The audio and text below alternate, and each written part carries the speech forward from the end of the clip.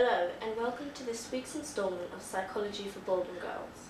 I'm your host, Julie Navarro, and on this week's segment we will be discussing Freudian concepts in modern media.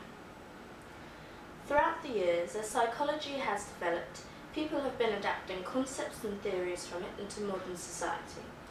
One of the most common methods of this adaptation is within media, such as television and cinematic productions. However, there is another popularly used form that goes unrecognized.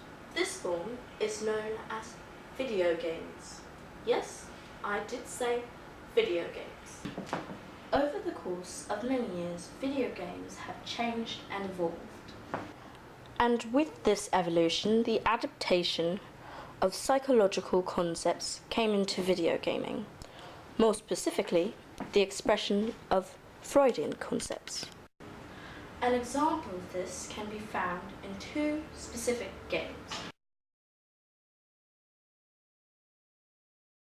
Between these two games, we have a perfect example of Freud's model of the mind. Freud's model of the mind is split into three parts: the id, the ego, and the superego. The id, as Freud explains it, is an unconscious instinct we receive at birth. The id is driven by the pleasure principle, which is your natural desire and need to fulfill that desire immediately, regardless of the consequences. The superego, however, is the exact polar opposite of the id. According to Freud, the superego is the social component of our personality and is represented by our conscience and is based on our understanding of right and wrong behavior. The superego, unlike the id, is not instinct, but is rather taught from watching occurrences in society. The superego, like the ego, is both part of consciousness and unconsciousness. The ego, as described by Freud, is the part of our personality that we use most often to make decisions and mediate between what the id wants and what the superego wants. The ego is controlled by what is called the reality principle. This is the idea that desires of the id must be satisfied in a way that is both socially appropriate and realistic. Now, I bet you're wondering how these ideas could possibly relate to video games. Well, I'll tell you. In the game Assassin's Creed, you play a character who is a criminal. As the player, your avatar allows you to steal and murder to your heart's content. This act of giving you the freedom to do whatever you want, whenever you want to, is the perfect example of exercising your id.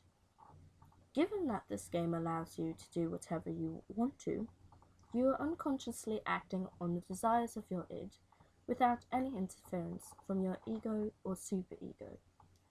You may wonder how society manages to function when people are playing these kinds of games and then unconsciously taking them and acting similarly in reality, with trying to get what they want when they want it.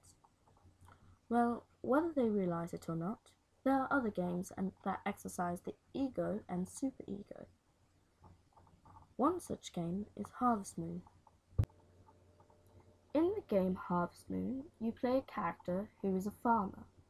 While playing as the farmer, there are certain responsibilities that you must do in order to keep your farm running successfully. Once those responsibilities are fulfilled, then, and only then, may you go about the town and do what you wish. If you don't follow through on your responsibilities in the game, it can lead to bad repercussions on your farm.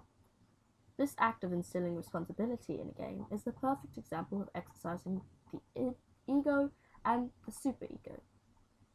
For in order to be successful in the game, you must act mostly on the will of the superego, but still spare a little room for compliance of the id's wants. By observing these examples of how Freud's model of the mind can be shown within today's society, we see how far the influence of his work and psychology as a whole has come. Thank you for joining me in this week's segment of Psychology for Baldwin Girls. Once again, I'm your host, Julie Navarro. See you next week.